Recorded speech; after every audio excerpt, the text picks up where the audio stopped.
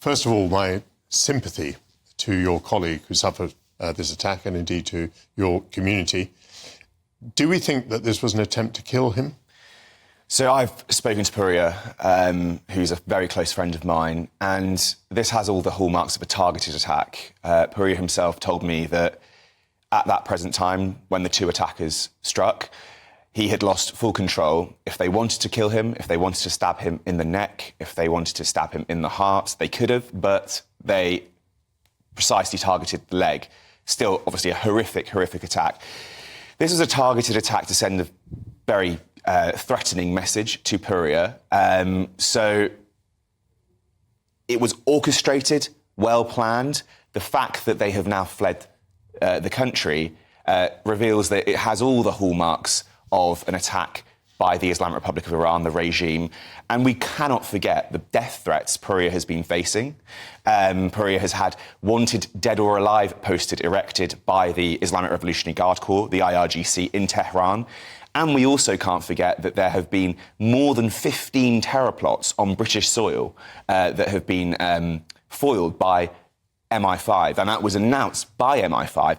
Despite all this, the British government has yet to prescribe the IRGC as a terrorist organisation. And what would be the value of that? So the prescription of the IRGC is not just a symbolic move. It would put maximum limitations on the IRGC's ability to operate on UK soil. So not only are we seeing that the IRGC is directly conducting terror plots on British soil, but it is using methods identical to ISIS and Al-Qaeda to nurture homegrown radicalisation, homegrown extremism here in London and across the country. The current sanctions regime on the Revolutionary Guard does not prohibit its ability to disseminate, propagate its jihadi propaganda. So prescribing the IRGC would give the government a full mandate to curb those activities. It would also equip our local police, our local teachers, etc., our local communities with the necessary tools to prevent against IRGC and Shia radicalisation, which is a current loophole. Again, blind spot. The current Prevent programme, the government's Prevent programme, is exclusively focused on Salafi jihadism, so Sunni Islamist extremism. And again, prescription would change that. I talked to commission members and they've told me, for example, Kasra, we know at this centre they are spreading their radical Islamist ideology. But our fear is, because the IRGC is not prescribed, if we take action, we'll be labelled Islamophobic, and that will end our careers. In general, you think that deterrence is the only thing that is effective against the regime. Give us examples of deterrence by other nations and where we fall short. So there is a major deterrence gap right now, and I don't think prescribing the IRGC would equip our government, would equip our, bureaucrats to take effective action, but it won't change the calculus by the regime in Iran. The regime in Iran believes it can get away with escalation without facing any direct consequences. Now, look at the methods through which Israel has been using. Israel has been directly targeting the IRGC's terrorist commanders inside of the country and across the region.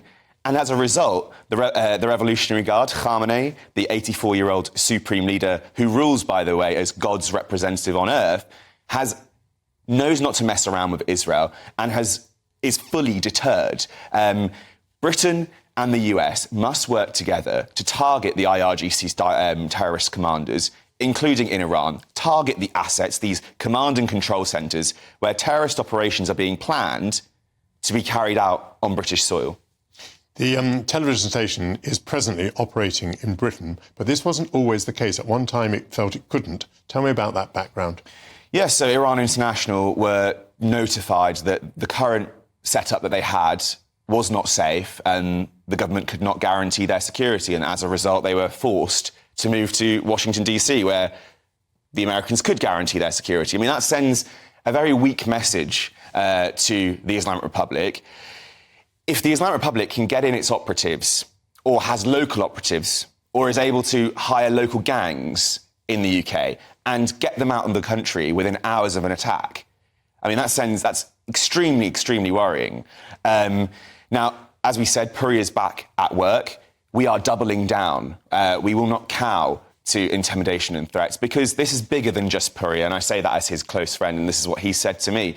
This is about our values. This is about ensuring that the Iranian people's voice is heard globally and that this regime cannot suppress Iranians or silence Iranians inside the country or outside.